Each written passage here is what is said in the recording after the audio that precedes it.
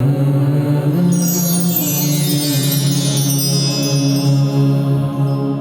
اللہ الرحمن الرحیم۔ السلام علیکم۔ پروگرام الکلام میں خوش آمدید۔ میں ہوں آپ کا ہوسٹ محمد شعیب رضا۔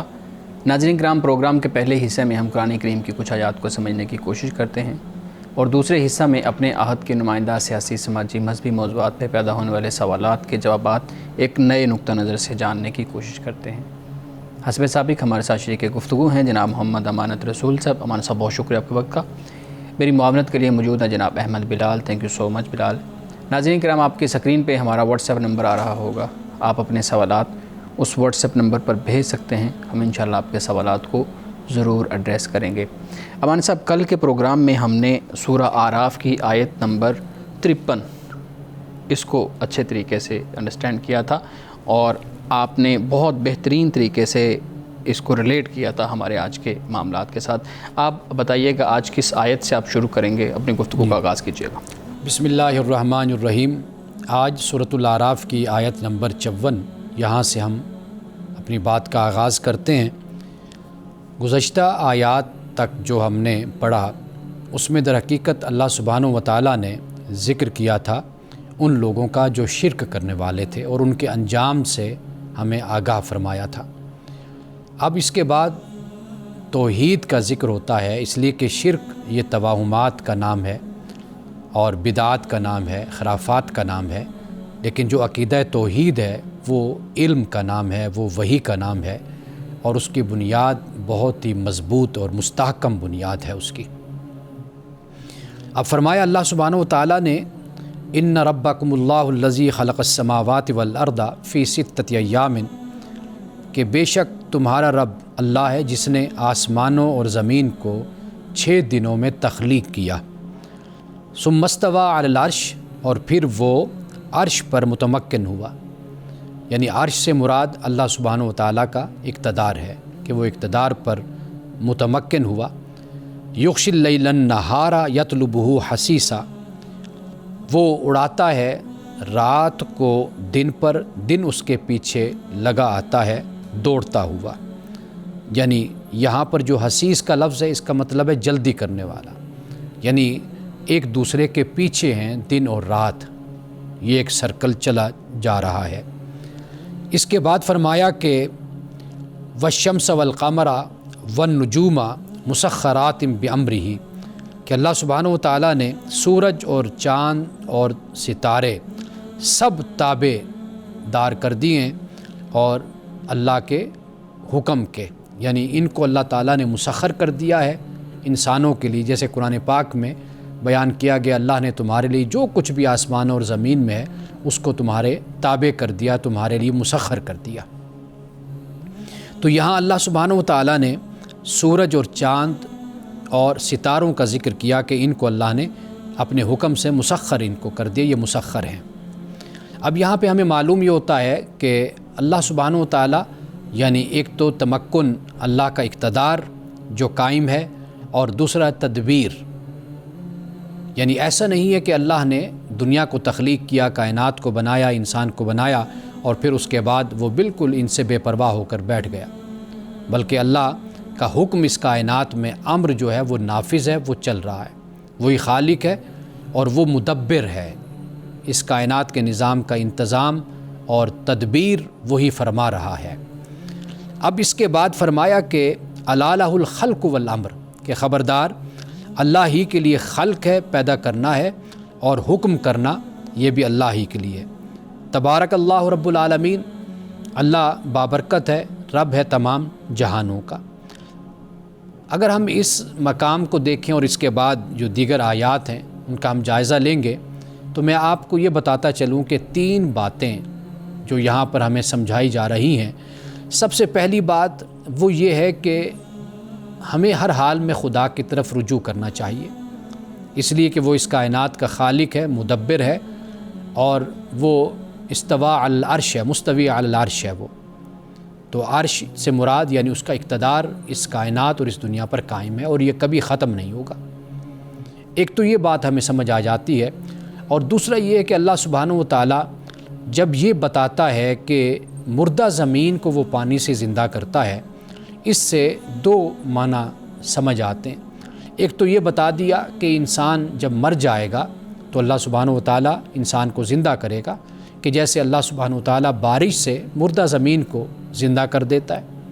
یعنی آپ زمین دیکھتے ہیں، سنگلاخ زمین ہے اور ایسے لگتا ہے کہ اس پر کچھ بھی اگ نہیں سکتا، لیکن جب بارش ہوتی ہے، پانی برستا ہے تو وہاں پر پھر پھول پودے اور یہ سب کچھ پھر اگتا ہے۔ تو اللہ نے یہ ہمیں بات سمجھا دی کہ آخرت کا معاملہ اسی طرح ہوگا کہ انسان یہ سمجھتا ہے کہ میں دنیا میں ہوں، وقت میرا گزر گیا، اس کے بعد میں مٹی کے ساتھ مل جاؤں گا، یعنی میری ہڈیاں بوسیدہ ہو جائیں گی، میں گل سڑ جاؤں گا، میرا خاتمہ ہو جائے گا۔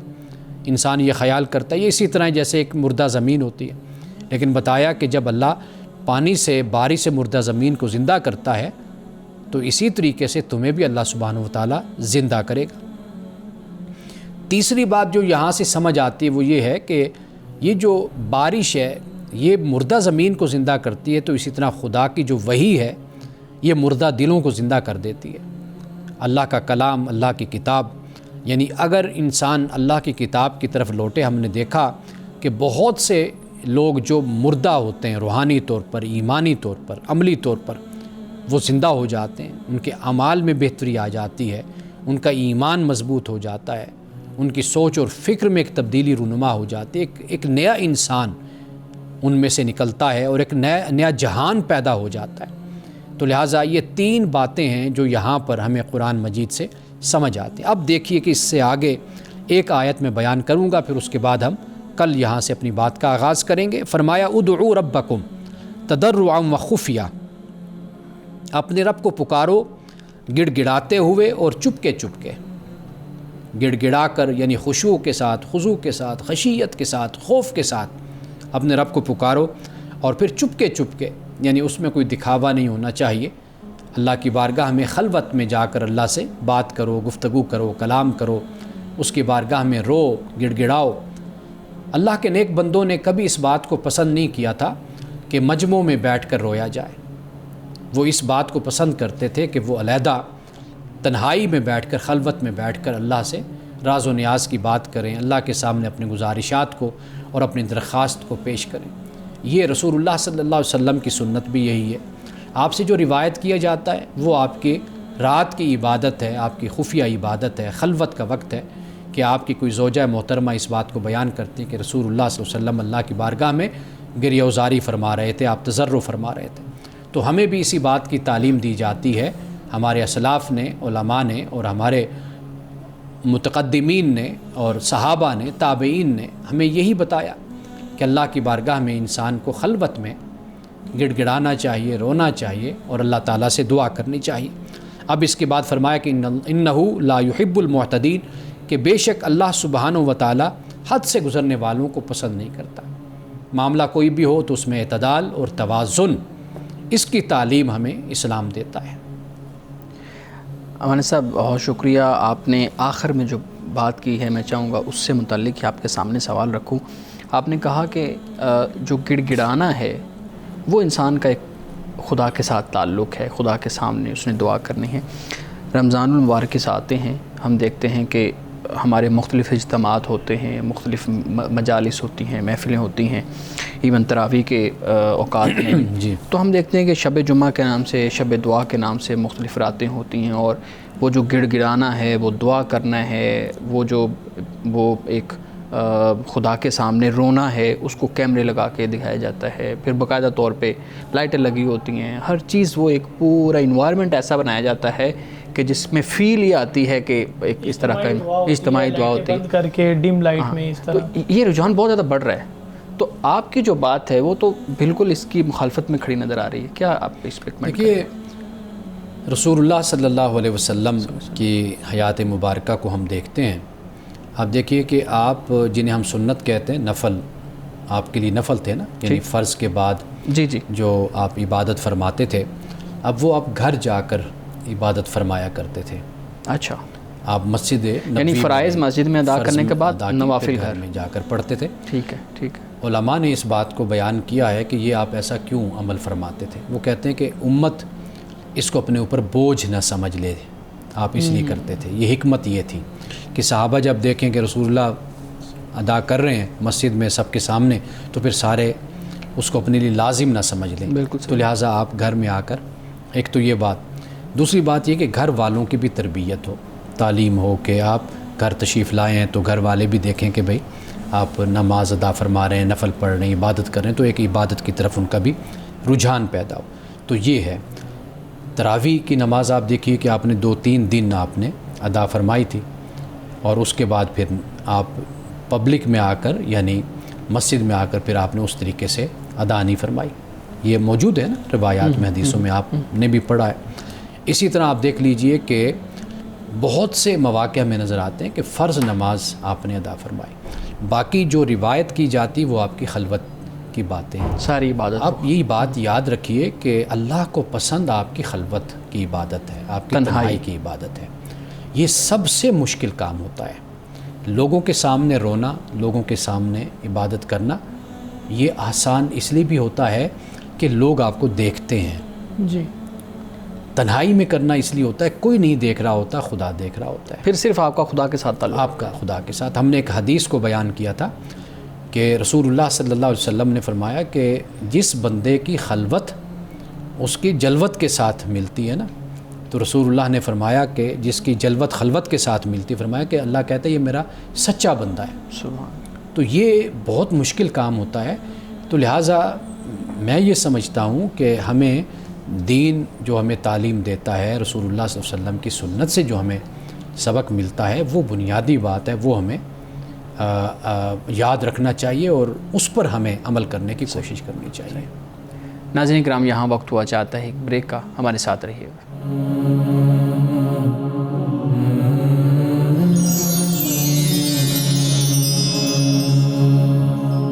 ویلکم بیک ناظرین. امان صاحب بہت شکریہ, سوال کا بڑی خوبصورتی سے آپ نے جو ہے نا جواب دیا ہے.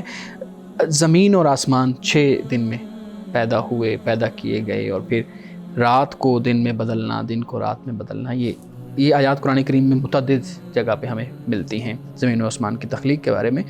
تو اس پہ بہت زیادہ سائنسی جو ہے نا وہ سوالات, اعتراضات اور اس طرح کی چیزیں بھی ہمارے سامنے آتی ہیں, لیکن 2-3 چیزیں میں آپ کے سامنے رکھوں گا تاکہ ہم انڈرسٹینڈ کر سکیں کہ ان جو آیات ہیں ان کا مطلب کیا ہوتا ہے. آپ بتائیے گا کہ یہ پوری جو کائنات ہے, ایک نظریہ یہ آتا ہے کہ ایک دھماکہ ہوا اور اس کی صورت میں یہ ہمارے سامنے آتی. دوسرا, ہم جب اپنا لٹریچر پڑھتے ہیں مذہبی تو ہمیں معلوم ہوتا ہے کہ ایک تدریجی عمل تھا یہ, انسان کی تخلیق, پھر اس دنیا کی, پھر آسمان کی, یہ پوری کائنات کی تخلیق. آپ کی اس پہ کیا رائے ہے کہ یہ کائنات ایک تدریجی عمل کی صورت میں آئی ہے؟ دیکھیے, کائنات کا جو آغاز ہے وہ تو بگ بینگ تھیوری جو بیان کی جاتی ہے, ایک دفعہ یعنی یہ کائنات جو ہے یہ وجود میں آئی. بالکل. لیکن یہ ہے کہ اس کے بعد جو ایک تدریجی عمل جس کو بیان کیا جاتا ہے ارتقاء, وہ اس کا شروع ہوتا ہے. ایک چیز جو ہے آغاز ہو جاتا ہے, ابتدا ہو جاتی ہے, لیکن اس کے بعد پھر اس میں جو ایک ارتقاء کا عمل ہوتا ہے وہ تو اپنی جگہ جاری رہتا ہے. بالکل. یعنی جیسے رات اور دن کی بات ہو جاتی ہے, یا جیسے ہم نے بیان کیا تھا کہ زمین کی تخلیق ہے یا آسمان کی تخلیق ہے, قرآن پاک نے اس کو 6 دنوں میں اس کو بیان کیا ہے. تو وہ جو 6 دنوں میں بیان کرنا ہے, اور دیگر اور مقامات بھی ہمارے سامنے آتے ہیں, تو اس سے تو یہی ہمیں سمجھ آتی ہے کہ یہ جو کچھ بھی ہے یہ ارتقاء اور تدریج کے ساتھ ہی آگے بڑھا ہے کائنات کا.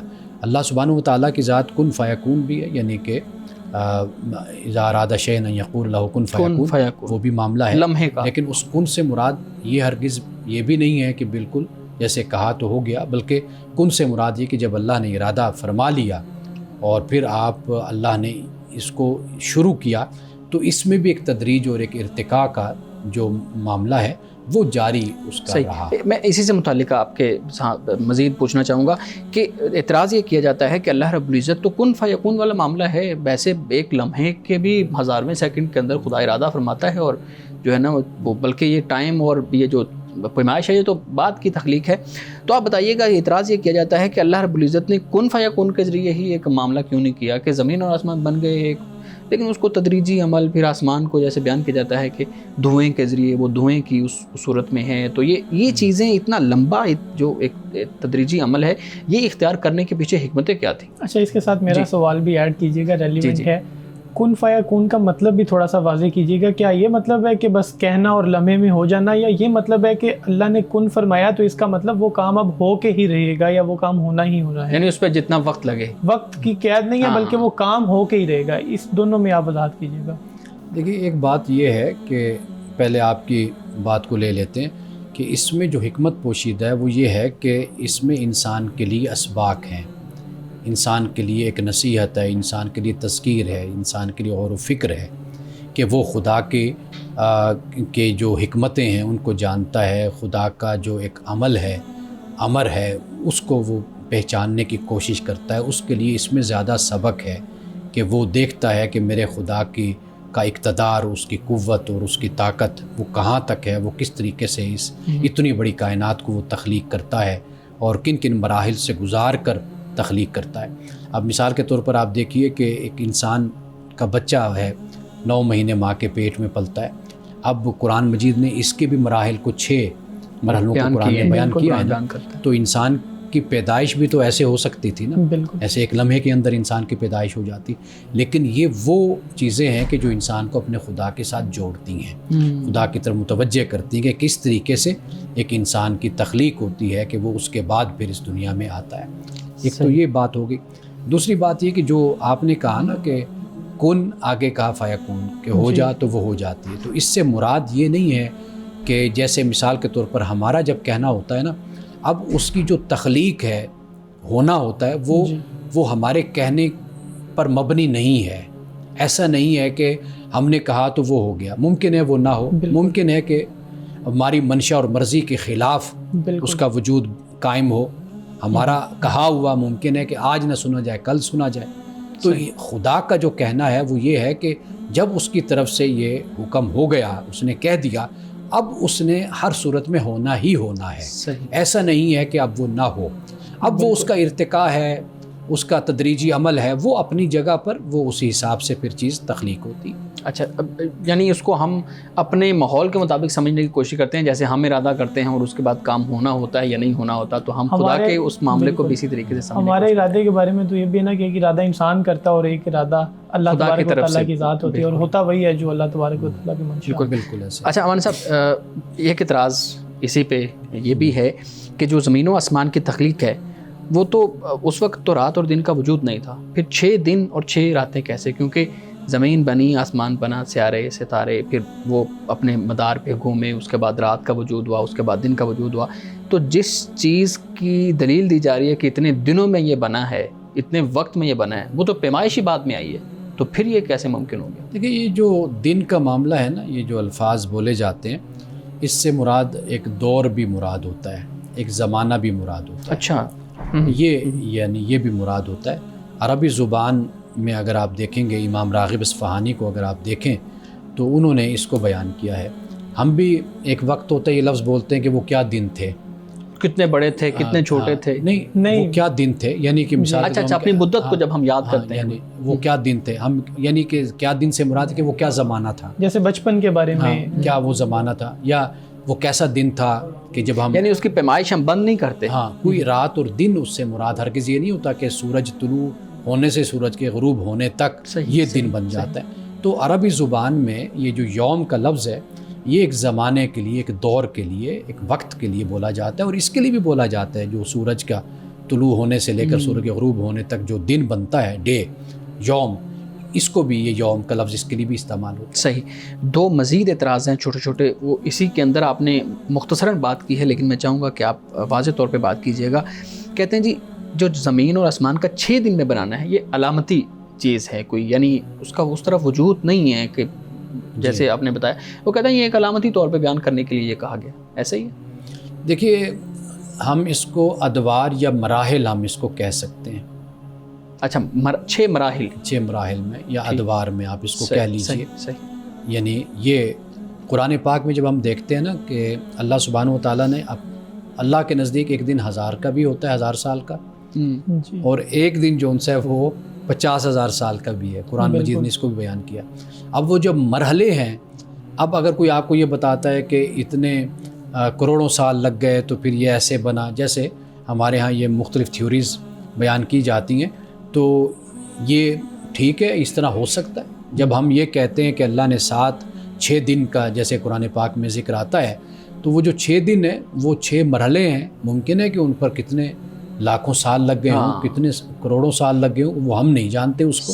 لیکن یہ ضرور ذہن میں رکھنی چاہیے بات کہ دن اللہ کے نزدیک 1000 سال کا بھی ہے اور 50,000 سال کا بھی قرآن پاک میں. یہ تو ایسے بھی ہے نا کہ ہمارے یہاں بھی 24 گھنٹوں کا دن ہے، کئی ریاستیں ایسی ہیں جہاں پہ دن بھی لمبے اور اس پہ مزید بات کریں گے. یہاں ایک بریک لے لیں ہم. ناظرین کرام، یہاں وقت ہوا چاہتا ہے ایک بریک کا، ہمارے ساتھ رہیے گا.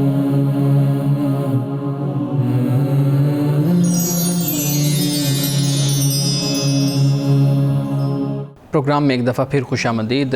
امانی صاحب، رسول اللہ صلی اللہ علیہ وآلہ وسلم کے رمضان المبارک کے معمول، آج کس معمول پہ آپ بات کریں گے؟ آج میں ذکر کرنا چاہوں گا رسول اللہ کی تلاوت کا، آپ علیہ الصلوۃ والتسلیم کا.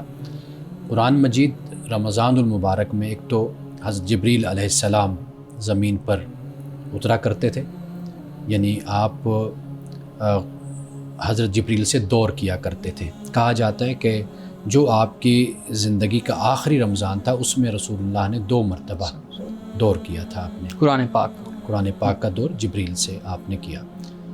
اور باقی یہ تھا کہ رسول اللہ صلی اللہ علیہ وسلم یعنی ویسے تو سارا سال ہی آپ کی تلاوت کا قرآن کا معمول تھا، صحابہ کا بھی معمول تھا، لیکن رمضان المبارک میں خاص طور پر آپ کی جو تلاوت تھی وہ اس کا خصوصی اہتمام ہمیں نظر آتا ہے. صحابہ کرام نے اس کو روایت کیا ہے، یعنی زیادہ آپ کا جو شغف ہوتا تھا، زیادہ شوق ہوتا تھا، وہ یہی ہوتا تھا کہ آپ قرآن مجید کی تلاوت کریں. یعنی جتنا قرآن نازل ہو چکا تو آپ زیادہ سے زیادہ قرآن مجید کی تلاوت کرتے. یہ بھی ایک حکمت کا پہلو یہ بھی ہے کہ قرآن کی حفاظت کا جو انتظام ہوا، رسول اللہ صلی اللہ علیہ وسلم نے اس طریقے سے بھی صحابہ کے رواج میں، آپ کہہ لیجئے ان کی روایت میں، ان کی زندگی میں قرآن کو اس طرح راسخ کر دیا کہ صبح و شام اٹھتے بیٹھتے وہ قرآن کی تلاوت. پھر رمضان میں خاص طور پر آپ نے بہت زیادہ قرآن کی تلاوت کی، اور آپ کے ساتھ پھر صحابہ نے بھی اسی طریقے سے ہی قرآن کو اپنا اوڑھنا بچھونا بنایا. صحیح، بہت شکریہ. امانی صاحب، سوال رمضان المبارک کے اندر تراویح ہمارے ہاں اس کا بہت زیادہ رواج ہے، اور باقاعدہ طور پہ ہم دیکھتے ہیں کہ تقریباً ہر مسجد میں ہی نماز عشاء کے بعد تراویح کا اہتمام کیا جاتا ہے. آپ بتائیے گا کہ یہ تراویح کی حقیقت کیا ہے، اس کا مقصد، یعنی جیسے ایک فرض نماز کا مقصد، یہ اس کا کیا مقصد ہے، اور یہ ضروری ہے، نہ پڑھنے سے کیا ہوگا، کیا یہ 20 پڑھنا ہی ضروری ہے؟ یہ ساری چیزوں پہ آپ بات کیجیے. شاید ہم نے کسی ایک پروگرام میں اس پہ بات کی ہے کہ رسول اللہ صلی اللہ علیہ وسلم نے چند 2-3 دن ہی آپ تشریف لائے تھے مسجد نبوی میں، تو یعنی یہ نماز آپ نے ادا فرمائی، یعنی رمضان کے حوالے سے، رمضان کے راتوں میں. تو اس کے بعد پھر آپ نہیں تشریف لائے. آپ نے فرمایا کہ یہ اگر میں اس طرح ہوں تو یہ ایسا نہ ہو کہ تم پر یہ لازم ہو جائے. تو پھر انفرادی طور پر یہ ایک آپ کہہ لیجئے کہ یہ رات کی عبادت ہے کہ انفرادی طور پر پھر صحابہ ادا کرتے تھے. لیکن سیدنا فاروق اعظم رضی اللہ تعالیٰ عنہ کا جو زمانہ ہے اس کے بارے میں معلوم ہوتا ہے کہ آپ نے کہا کہ بھی آپ ایک ایک کر کے پڑھتے ہو تو چلو آپ کٹھے کھڑے ہو جماعت کی صورت میں پڑھ لو. صحیح. تو پھر آپ نے اس کو اس طریقے سے جاری کیا، یعنی پھر صحابہ نے ایک جماعت، ایک آگے امام کھڑا ہو جاتا تھا، وہ قرآن کی تلاوت کرتا تھا، پیچھے پھر صحابہ اور مسلمان کھڑے ہیں تو وہ پھر قرآن کی تلاوت کر رہے ہیں، سنتے ہیں تلاوت پیچھے. تو یہ پھر اس طرح رائج ہوا. تو آپ اس کو زیادہ سے زیادہ ایک سنت کا درجہ آپ اس کو دے سکتے ہیں کہ بھئی یہ سنت ہے، ایک بہتر طریقہ ہے کہ جس کو امت میں اختیار کیا گیا. صحیح. تو یہ ہے. باقی جہاں تک بات ہے 20 کی اور 18 کی، ہمارے ہاں اس پر اختلاف ہے اور بڑی بحثیں کی جاتی ہیں، آپ کو معلوم ہے. لیکن یہ بات یاد رکھیے کہ یہ ایک عمل جو ہے، یہ تطوع جس کو کہا جاتا ہے، ایک ایسا عمل ہے کہ آپ زیادہ کرتے ہیں تو اس کا زیادہ آپ کو اجر اور زیادہ ثواب ہے، خاص طور پر رمضان کی راتوں میں. اور یہ تو 20 ہیں، غالباً امام مالک ہیں یا مالکی وہ 40 بھی پڑھتے ہیں نا. اچھا. یعنی وہ یہ کہتے ہیں کہ بھئی ہم چونکہ مکۃ المکرمہ میں نہیں ہیں تو ہم مکہ سے باہر ہیں، تو لہٰذا ہم زیادہ تعداد میں پڑھتے ہیں کہ اس سے زیادہ ثواب ہے. تو لہٰذا اس پر کوئی اختلاف نہیں کرنا چاہیے، کوئی جھگڑنا نہیں چاہیے. جس کا جو بھی بنتا ہے، موقف بنتا ہے، رائے بنتی ہے، یا جو جتنا بھی اپنے لیے آسان اور سہولت سمجھتا ہے وہ اس کے مطابق ادا کر لے. صحیح. ایک سوال یہ بھی ہے نا، آپ نے جس طرح بتایا کہ سنت ہے، تو سنت پہ بھی اختلاف ہمیں ملتا ہے. کوئی شخص اگر قصداً چھوڑ دیتا ہے سنت کو تو اس کو گناہ ملتا ہے یا نہیں ملتا؟ اس کی بھی وضاحت کر دیجیے گا. اصل میں اس کو پھر ہمارے فقہا نے جو اس میں لمبی بحث کی ہے وہ پھر سنت علی الکفایہ کہا جاتا ہے، سنت علی العین کا کہہ دیا جاتا ہے کہ بھئی یہ وہ سنت ہے، یہ ایسا نہیں ہے کہ چند لوگ اس کو ادا کریں گے تو سب کی طرف سے ادا ہو جائے گی، یہ ایسی سنت ہے کہ اپنی جگہ پر سب کو ادا کرنی چاہیے. تو اس کا طریقہ یہی ہے کہ آپ میں جتنی ہمت اور استطاعت اور طاقت ہے آپ ضرور اتنی ادا کریں. لیکن ہمارے ہاں جو طریقہ اختیار کیا گیا ہے نا کہ ہم تراویح پڑھتے ہیں اور پھر آگے جو امام کھڑا ہے جو قرآن سنا رہا ہے اس کی کوئی ہمیں سمجھ نہیں آتی کہ وہ کیا تلاوت کر رہا ہے، تو یہ ہمارے لیے ثواب کا پھر باعث نہیں بنتا، یہ ہمارے لیے پھر ایک آپ کہہ لیجئے کہ ایک کراہت کا ہی یہ باعث بن جاتی ہے بات. تو قرآن مجید بھی اتنا ہی تلاوت کیا جائے کہ جتنا ہم سہولت سے سنیں سمجھیں اور پھر ہم اس کو اپنی زندگیوں میں لا سکیں. میں چاہوں گا آپ مزید تفصیل سے اس سوال کا جواب دیجیے گا. رمضان المبارک کی راتیں ہیں، آج کل ہم رات کو تراویح ادا کرتے ہیں، کیا پورا قرآن ایک رمضان میں ختم کرنا رسول اللہ کا معمول ہے اور رسول اللہ نے اس کا حکم دیا ہے، رسول اللہ کی عادت تھی، یا 15 دن کے اندر ختم کرنا، یا ایک پارہ پورے رمضان میں ختم کرنا؟ یہ آپ اس پہ بات کیجیے گا.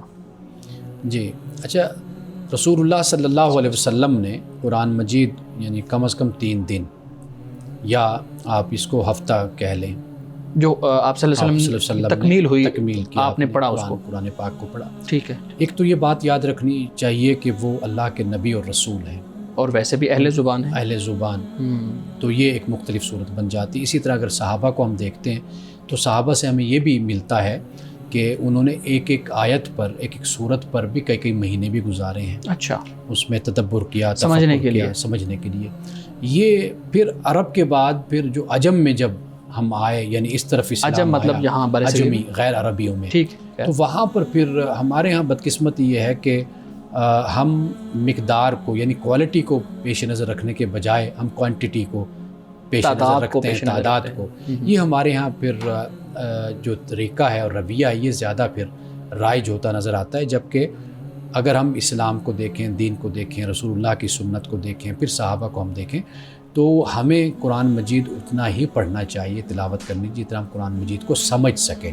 کیونکہ قرآن مجید اصل نازل ہوا، اس کا مقصد وحید یہی ہے کہ ہماری زندگیوں میں تبدیلی آئے. ہمیں جب معلوم ہی نہیں ہوگا کہ قرآن مجید ہمیں نماز کے بارے میں کیا بتاتا ہے، ہمیں روزے کے بارے میں کیا بتاتا ہے، زکوٰۃ کے بارے میں کیا بتاتا ہے، والدین کے بارے میں کیا بتاتا ہے، اخلاقیات کے بارے میں کیا بتاتا ہے، تو وہ صرف ایک پڑھ لینے سے تو وہ مقصد پھر پورا نہیں ہوگا. تو لہٰذا ہمارے ہاں یہ ایک سوچ پروان چڑھ گئی کہ بھائی قرآن کو سمجھو نہ سمجھو، بس اس کو پڑھو گے تو اس سے بھی تمہیں مکمل کرو، اس کو تمہیں ثواب تمہیں ملتا رہے گا. تو یہ کوئی دین کا تقاضا اس سے پورا نہیں ہوتا. دین کا تقاضا یہی ہے کہ آپ قرآن پاک کو پڑھیں، اس کو سمجھیں. اور جہاں تک آپ نے بات کی رمضان المبارک میں، یہ کوئی فرض نہیں ہے، کوئی لازم نہیں ہے کہ آپ نے رمضان میں پورا قرآن آپ نے مکمل کرنا ہے. ہر صورت میں آپ سہولت کے ساتھ سمجھ کر اچھے طریقے سے جتنا بھی آپ پڑھ سکیں وہ اللہ کی بارگاہ میں وہ مقبول اور قبول ہوگا. صحیح. جی بلا، میں یہ پوچھنا چاہ رہا تھا کہ یہ جو دوسروں کو موٹیویٹ کرنے کے لیے کچھ لوگ بتاتے ہیں کہ ہم نے رمضان میں اتنے قرآن ختم کیے، تاکہ یا بچوں کو بتا رہے ہیں تاکہ وہ بھی موٹیویٹ ہوں، تو کیا یہ طریقہ بھی درست ہے کہ انسان بجائے یہ کہ اپنی اس عبادت کو چھپائے اور صرف اللہ اور اپنے درمیان رکھے، بلکہ وہ منظر عام پر لاتا ہے اور دوسروں کو بھی بتاتے ہیں؟ دیکھیے، موٹیویشن کے اور بڑے طریقے ہیں. موٹیویشن بھی اللہ تعالیٰ کے حکم کے دائرے میں ہی ہونی چاہیے. آپ قرآن مجید جب آپ بچوں سے یہ کہتے ہیں کہ جی میں نے رمضان میں مثلا 10 قرآن پاک ختم کیے، تو بچوں کو آپ کیا تعلیم دے رہے ہیں؟ یعنی بچوں کو آپ یہ تعلیم دے رہے ہیں کہ آپ جس طرح میں نے بغیر سمجھے پڑھ لیا، ختم کر لیا، اور میں نے اس کے حق کے ادائیگی بھی نہیں ادا کیا، حق کے تلاوت بھی، کہ آخر قرآن پاک کو ورتل القرآن ترتیلا کی تعلیم ہے کہ آپ اچھے طریقے سے مزے لے کر آپ پڑھیں، قرآن کو سمجھ کر پڑھیں، ایک ایک خاص یعنی اپنی طرز ہے، سکون ہے، اطمینان ہے، اس طریقے سے آپ قرآن کی تلاوت کریں. آپ اپنے بچوں کو کیا تعلیم دے رہے ہیں، کیا موٹیویٹ آپ کر رہے ہیں؟ یہ کہہ رہے ہیں کہ بھئی قرآن مجید کو آپ ایسے پڑھتے رہیے. تو میرا خیال ہے کہ موٹیویشن یہ ہوتی ہے کہ آپ اللہ کی راہ میں خرچ کر رہے ہیں تو آپ بچوں کو دیتے ہیں کہ بیٹا یہ آپ نے افطاری میں آپ نے یہ کسی کو روزہ افطار کروانا ہے، کسی کو روزہ رکھوانا ہے. آپ یہ کہتے ہیں کہ بیٹا آپ قرآن مجید کی آج ایک آیت آپ پڑھیں لیکن اس کو سمجھ کر آپ پڑھیں اور پھر اس پر سوچیں، غور و فکر کریں، اسے اپنے عمل کا حصہ بنائیں. یہ موٹیویشن ہوتی ہے. اس طرح یعنی کہ جسے کہتے ہیں گنگے بہرے ہو کر اندھے ہو کر گر جانا خدا کی آیتوں پر، تو اس کی تو تعلیم نہیں ہے. صحیح. ناظرین کرام، یہاں وقت ہوا چاہتا ہے ایک بریک کا، ہمارے ساتھ رہیے.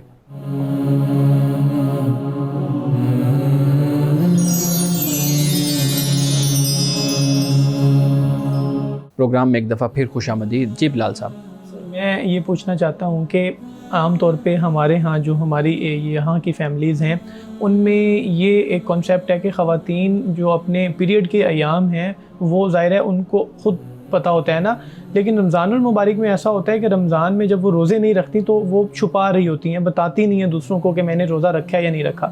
اب اگر وہ بتا دیں بھائیوں کو یا کسی اور کو تو ان کی طرف سے بعض اوقات انہیں باتیں بھی سننی پڑ جاتی ہیں کہ تم اتنی بڑی ہو گئی ہو، جانا بھی تم نے کہیں نہیں ہوتا تو تم روزے کیوں نہیں رکھتی.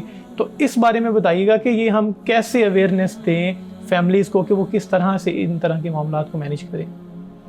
دیکھیے یہ اس کا تعلق آپ کے نا ماحول سے بن جاتا ہے جی، کہ آپ اپنے بچوں کو شروع سے اس بات کی تربیت اور تعلیم دیں کہ آپ اپنے معاملات جو ہیں آپ وہاں تک اپنے آپ کو رکھیں اور دیگر جو لوگ ہیں ان کے معاملات میں دخل اندازی یا مداخلت، یہ ایک شروع سے ٹریننگ ہونی چاہیے، یعنی حدود کی پہلے دن سے. ہمارے یہاں اکثر طور پر جو مسائل پیدا ہوتے ہیں نا وہ یہ ہوتے ہیں کہ ہم اپنی حدود سے تجاوز کرتے ہیں اور دوسروں کے معاملات میں دخل اندازی کرتے ہیں. ہمیں مختلف بخار چڑھتے ہیں جسے ہم ہیضہ کہتے ہیں نا، وہ ہم لوگوں کو ہوتا رہتا ہے. وہ صرف گھر کے ماحول میں نہیں، باہر بھی ہم بعض اوقات اس کا مظاہرہ کرتے ہیں. ہماری کوشش یہ ہوتی ہے کہ اگلے کے معاملے میں مداخلت کریں. ہم سمجھتے ہیں کہ یہ کوئی حق پرستی ہوتی ہے، یہ حق پسندی ہوتی ہے. ایک تو یہ باقاعدہ طور پر شعور اور ٹریننگ مذہبی لوگوں کو بھی ہونی چاہیے کہ ہم کہاں تک دوسرے کے معاملات میں دخل اندازی کریں یا دوسرے کو نصیحت کریں یا دوسرے کو ہم رغبت دلائیں. ایک تو یہ عمومی طور پر میں بات کر رہا ہوں کہ اس بات کی ہونی چاہیے. دوسری بات یہ ہے کہ ہم نے جن چیزوں کو اپنے معاشرے میں ایک اسٹگما کا لفظ بولتے ہیں نا انگلش میں، کہ ہم نے ایک عیب سا بنا دیا، اسٹگمٹائز کر دیا، ایک نشان سا بنا دیا، یہ بہت غلط رویہ ہمارے معاشرے میں ہوتا ہے.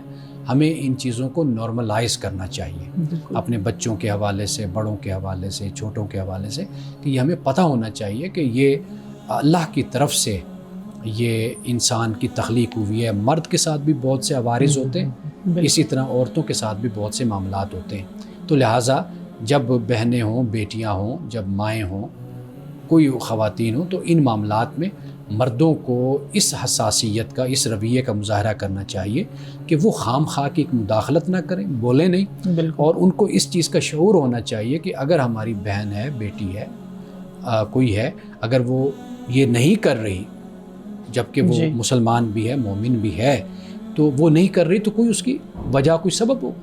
اور ہمیں حسن ظن جو ہے نا یہ بھی معاشرے میں رواج دینا چاہیے. ہماری بدقسمتی یہ ہے کہ ہم مثال کے طور پر ایک شخص ہے، وہ بیٹھا ہوا ہے، ہم نے نماز پڑھی ہے، اب ہم یہ نہیں سوچیں گے کہ ممکن اس نے پہلے پڑھ لی، ہم یہ کہیں گے کہ یہ نماز نہیں پڑھ رہا، یہ فاسق و فاجر ہے، نماز کا تارک ہے. یہ جو رویہ ہے اس کو بھی درست کرنے کی ہمیں ضرورت ہے. تو لہٰذا گھر میں اگر آپ ان معاملات کے بارے میں ایک نارمل ماحول آپ رکھیں نا، تو پھر کوئی ایسی صورت نہیں پیدا ہوتی. یہ اس وقت ہوتی ہے جب ہم نعوذ باللہ ان چیزوں کو ایک عیب سا بنا دیتے ہیں بچی کے لیے، لڑکی کے لیے. وہ اپنا کانفیڈنس بھی لوز کرتی ہے، نفسیاتی مسائل کا بھی وہ اس حوالے سے شکار ہوتی ہے. تو لہٰذا ہمیں بحیثیت انسان کے، بحیثیت ایک شخص کے، ہمیں ایک ویسے عام زندگی میں جس طرح ہم ٹریٹ کرتے ہیں ہمیں اسی طریقے سے ہی کرنا چاہیے. ہم تو یہ ضروری سمجھتے ہیں دوسرے سے پوچھیں روٹین میں بیٹھا ہوا کوئی روزہ رکھا ہے یا نہیں رکھا، مطلب اس طرح سے ہم اپنی. ہاں، یہ دو چیزیں ہیں. ایک تو یہ بھی ہے کہ ہم پھر رمضان جب گزر جاتا ہے تو یہ بھی بتاتے ہیں کہ میں نے پورے 30 روزے رکھے ہیں، میں نے پورے 30 روزے رکھے ہیں. اب وہ خواتین سے پوچھ رہے ہیں ساتھ، تو بھئی میں نے بھی پورے 30 روزے رکھے ہیں، بعض اوقات ان کو پھر جھوٹ بھی بولنا پڑ جاتا ہے. اور یہ بھی ایک میرا سوال تھا کہ اب کیونکہ پاکستان کے حالات اس طرح نارملائز تو نہیں ہیں مختلف سوسائٹیز میں، تو کیا اگر کوئی لڑکی اس طرح پھر جھوٹ بول دیتی ہے اسے گناہ ملے گا یا نہیں ہوگا؟ دیکھیے، آپ کسی کو کہتے ہیں جی میں نے روزے پورے رکھے ہیں الحمدللہ، اللہ کا شکر ہے میں اس دفعہ میں نے روزے پورے رکھے، تو یہ بہت اچھی بات ہے. لیکن یہ جو دوسروں سے پوچھنا ہوتا ہے نا کہ جی آپ نے پورے رکھے نہیں رکھے، جی بالکل ایسے یہ معاملہ ہے. اگر کوئی ایسے یعنی کسی کے ساتھ صورت ہے، وہ کہہ دیتی کہ ٹھیک ہے جی میں نے رکھے، یعنی جو میری استطاعت تھی یا میں مکلف جتنے روزوں کی تھی یا تھا وہ میں نے الحمدللہ میں نے جتنے میں رکھ سکتا تھا یا رکھ سکتی تھی اللہ کی طرف سے، یعنی جو تھا فرض مجھ پر اس حالت میں جو میری حالت تھی میں نے الحمدللہ. یعنی اچھا ہمیں اس ٹرینڈ کو چینج کرنا ہوگا کہ ہم خواہ لوگوں سے اپنے رویوں کو ہمیں درست کرنا ہوگا. باقی یہ کہ کسی کو بتانا بھی کوئی لازم اور ضروری نہیں ہے کہ میں نے رکھے ہیں تو میں نے کتنے روزے رکھے ہیں. سر رمضان المبارک کا مہینہ ہمیں یعنی بڑا بابرکت مہینہ ہے، تو سوال یہ ہے کہ جنت میں بھی رمضان کا مہینہ ہمارے لیے ہوگا؟ اللہ سبحانہ و تعالیٰ نے جنت جو بنائی ہے نا جی وہ اصل میں آپ کے اس دنیا کے نیک اعمال کی صلے میں بنائی ہے، بالکل انعام کی صورت میں بنائی ہے. تو لہٰذا جنت کا معاملہ بالکل اس سے مختلف ہے. یہ وہ احکام ہیں کہ جو آپ پر دنیا میں بطور آزمائش کے آپ کہہ لیجیے نافذ ہوتے ہیں. آپ روزے رکھتے ہیں، آپ نمازیں پڑھتے ہیں، آپ حج کرتے ہیں، آپ زکوٰۃ دیتے ہیں، تو یہ در حقیقت آپ کی ایک آزمائش ہے اور اللہ کی طرف سے ایک امتحان ہوتا ہے حکم دے کر. تو آخرت اور جنت کا جو معاملہ ہے وہ بالکل اس کے برعکس ہے. تو وہاں پر ایسے تو کوئی احکام نہیں ہوں گے، وہ بلکہ جو احکام دیے گئے تھے ان کے بجا لانے کی شکل میں اللہ تعالیٰ نے آپ کو وہاں پر انعام دیا ہے. مولانا صاحب میں ایک سوال پوچھنا چاہتا ہوں. آپ نے ہر سوال میں کچھ نہ کچھ اس سوال کا جواب دے دیا ہے، لیکن میں چاہتا ہوں کہ میرے جیسے نوجوان کے لیے آپ ضرور یہ بتائیں، نوجوانوں کو کیا پیغام دیں گے کہ وہ اس رمضان جو ان کو اللہ کی طرف سے ایک نعمت ملی ہے، زندگی کی صورت میں ایک وقت ملا ہے، اس میں وہ کیا کام کریں؟ یہ بہت اہم آپ کا سوال ہے. نوجوانوں کے لیے میسیج یہ ہے کہ وہ قرآن مجید سے اپنے تعلق کو جوڑیں. ہمارے مسائل کا حل وہ فکری ہے، وہ نظریاتی ہیں، وہ عقیدے کے ہیں، وہ اخلاقیات کے ہیں. قرآن مجید کو پڑھیں، قرآن مجید کو سمجھیں. یعنی اکثر نوجوان میں نے دیکھے وہ رمضان میں قرآن پڑھتے ہیں لیکن سمجھتے نہیں ہیں. تراویح بھی پڑھیں گے، جائیں گے مسجد میں، بڑے شوق سے جائیں گے، قرآن سنتے ہیں، بہت اچھی بات ہے یہ، لیکن اس کو پہلا قدم رکھیں، اس کو ہمیشہ کا قدم نہ بنائیں اور آخری قدم اس کو نہ بنائیں کہ صرف وہ قرآن سنتے رہیں اور بغیر سمجھ کے پڑھتے رہیں. میرا یہ میسیج ہے. اور الحمدللہ میرے ساتھ جتنے بھی نوجوان وابستہ ہوتے ہیں وہ قرآن مجید کو سمجھنے اور قرآن مجید کو پڑھنے اور اس کے فہم کی طرف وہ ضرور راغب ہوتے ہیں. میری یہی کوشش ہوتی ہے. مولانا صاحب آج کے حدیث مبارکہ بیان کیجیے گا. حضرت عبداللہ ابن عباس سے یہ روایت ہے کہ رسول اللہ صلی اللہ علیہ وسلم نے فرمایا کہ خیر کی بخشش اور خلق اللہ کی نفع رسانی میں اللہ کے سب بندوں سے فائق تھے. یعنی رسول اللہ صلی اللہ علیہ وسلم خیر کی بخشش یعنی نیکی کے کاموں میں اور پھر اللہ کی جو مخلوق ہے اس کو نفع دینے میں آپ تمام بندوں سے فائق تھے، بلند تھے. یعنی آپ بہت زیادہ یہ کام کرتے تھے. رمضان المبارک میں آپ کی یہ جو کریمانہ صفت ہے یعنی سخاوت یہ بہت بڑھ جایا کرتی تھی. رمضان کی ہر رات میں جبریل امین آپ سے ملتے تھے اور رسول اللہ ان کو قرآن مجید سناتے تھے. تو جب روزانہ جبریل آپ سے ملتے تو آپ کی اس کریمانہ نفع رسانی یعنی سخاوت اور خیر کی بخشش میں اللہ تعالیٰ کی بھیجی ہوئی ہواؤں سے بھی زیادہ تیزی آ جاتی اور زور پیدا ہو جاتا تھا. یہ بخاری اور مسلم کی حدیث ہے. یعنی مخلوق خدا کا فائدہ اور نیکی میں اضافہ اور مال کو خرچ کرنے میں اضافہ یہ رمضان المبارک میں خاص طور پر ایسے ہو جاتا تھا کہ جیسے ہوائیں چلتی ہیں اس سے بھی زیادہ تیز. ناظرین کرام اس دعا کے ساتھ اپنے پروگرام کا اختتام کریں گے. اللہ رب العزت حسن کلام اور تاثیر کلام عطا فرمائے، ہماری زبان کے گنوں کو کھول دے اور سننے والوں تک خیر کا پیغام پہنچے. اجازت دیجیے، خدا حافظ.